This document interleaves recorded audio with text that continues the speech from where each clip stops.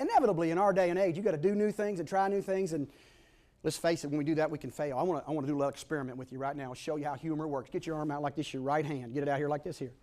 Now take that right hand, put it on your right nose. This one right here. You only got one. Somebody's going, right nose. No, you only got one. I'm tricking you. Just hold your nose. Hold your nose, because you know what? All this change in the world, some of it just stinks, and you got to hold your nose to protect yourself. Take that left hand, get that right earlobe. Reach it over. Come on, you can do it. Get over there. Now you see, when change comes, it brings opportunity. You need to bring your ear to the ground for the opportunity. Bring it to the ground. Now watch me and do this with me when I do it. Here we go. One side to the other. Ready? Make that move. Go and make that move. You're doing good. Hang in there now. Hang in there. Now hold that position. I'm going to tell you in a minute, I'm going to say, change. When you hear me say change, I want you to make that maneuver from one side to the other. Do it perfect. Do it well and do it right with me. Don't mess up. Don't mess up. You ready? Change. Change. Change. Change. Change. Change. Change. Change. Let's learn something from this. This is a pretty simple little simulation. When you did it, and you did it with that speed, what happened? What'd you do? You stopped. See, that's what happens when you got change and you try something new and you fail. We all want to just quit and go home, don't we?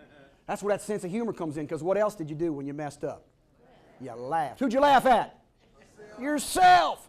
That's what humor is there for, to help you to laugh at ourselves, lighten up, and accept the fact we don't have to be perfect, but we do have to learn and grow, and to do that, we've got to be willing to try new things, and we're going to mess up. And if we can use our sense of humor to learn that lesson from the failure so we can move forward, we'll be in good shape. Now let me just share this with you, how this happened for me, how I learned it. See, it all started in the 3rd grade. I went to 9th District School in Covington, Kentucky. See, in those days, education was pretty simple. We give you some work, you do it. You do your own work. You turn it in. You don't talk to anybody else. I was wanting to talk to everybody. It wasn't that I was having trouble in the 3rd grade, in my view.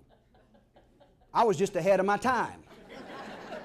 See, I understood the power of teamwork way back there in the 3rd grade. I knew if I worked with those kids seated right around me, formed us into a team, so I could get the answers I need on Friday, man, my grades would improve dramatically. You know what I'm saying? I had a plan. I was ahead of my time. Miss Kemper, the 3rd grade teacher, she didn't quite see it that way. She's a little more traditional. Now, don't get me wrong. Miss Kemper liked me. She really liked me. She liked me so much, she invited me back for one more year. Okay, let's just get it out here. I failed the 3rd grade. Y'all saying, man, we came out to this program tonight to see a speaker. What qualifications that guy had. He was from Kentucky and failed the 3rd grade. You know what I'm talking about?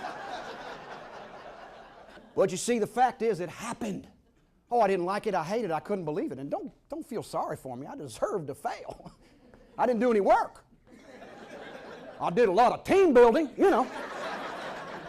I could have got by today, but back then, didn't work out too good. Now, here's what happened, though. I kind of said to myself, now I want to be somebody.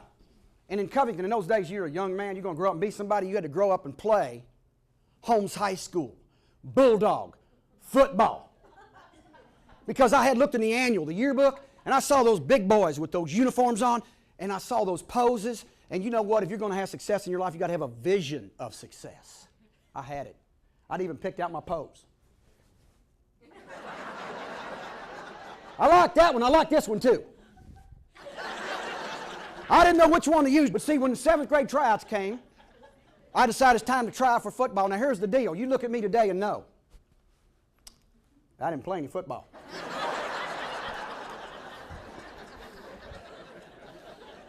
See, back in the 7th grade, I was about 5 foot 83 pounds.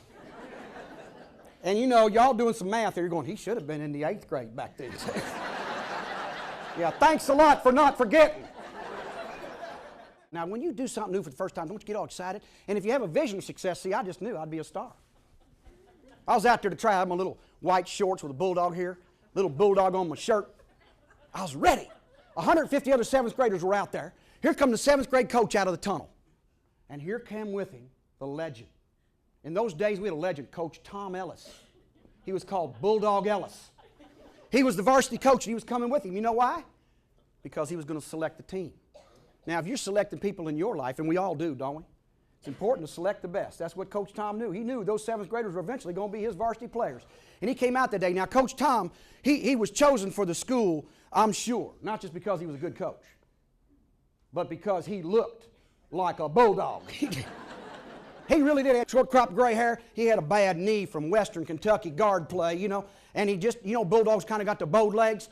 And, you know, Coach Tom would just he looked like a bulldog. He did. And he had them big jaws, you know, them big jaws with the teeth kind of crooked coming out.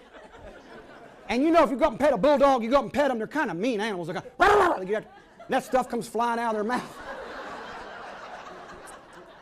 Coach Tom would do that to boys. Hey, boy, come here. Kids start ducking you. I'll never forget, he blew the whistle. You boys line up out here according to height and weight.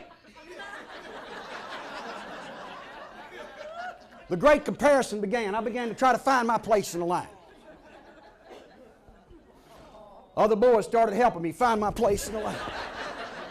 I was down here on the end of the line. I looked at that line of boys. I know something was different besides just size. I looked down at my body and I looked at theirs. There's something different. They had hair on their legs. I didn't. See, at that moment in my life, puberty was just a rumor. Coach Tom came down the line. He said, you boys are right back. I'll be right with you. He gathered us up. He looked at us and said, you good boys. Don't let nobody tell you different. But you some little boys. And you're not playing any football. My football career was over. Now, when things happen like that in your life, let me give you a little word of advice. Find an optimist, somebody to hook up with that's all about optimism. Gordon Loomis was cut too.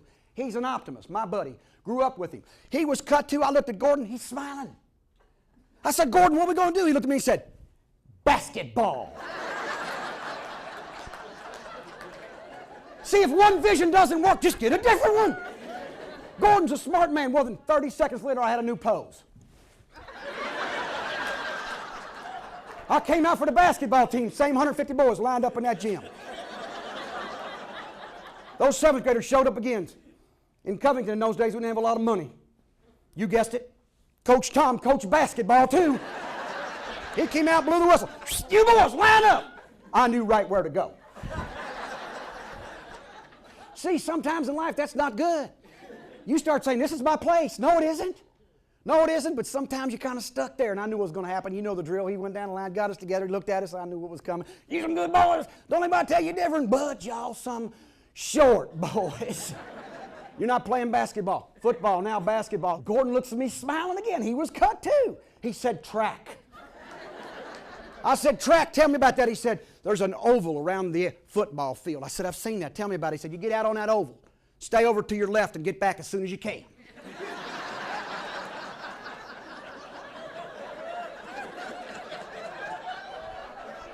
I said, I believe I can do track.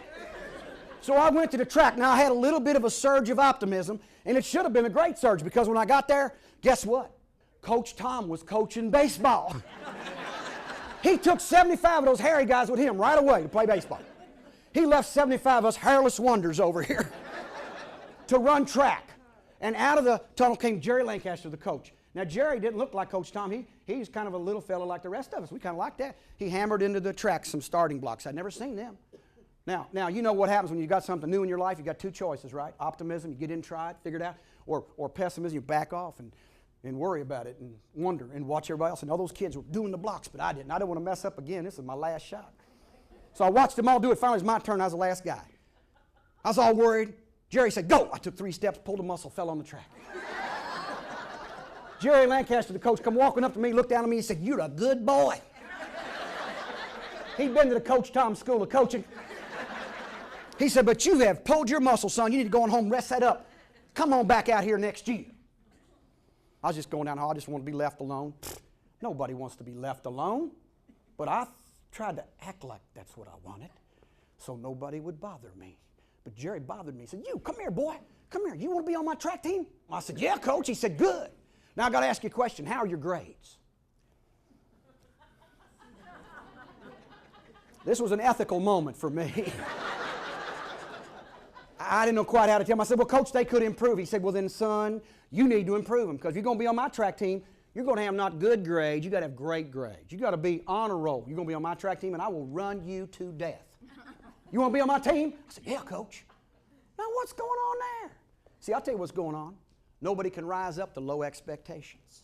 You see, we want people to join us in life and connect with people. What we got to do is we got to believe in them. We got to believe in ourselves with optimism and set the standard high and get them excited about it. That's what Jerry did. And I'm going to tell you something. Because of Jerry Lancaster working with me and giving me some tutoring and some help, I became a pretty good runner. Set the school record, got a track scholarship at the University of Cincinnati. Now, what's good about that and kind of interesting is I'm the only adult in my family to go beyond the 3rd grade.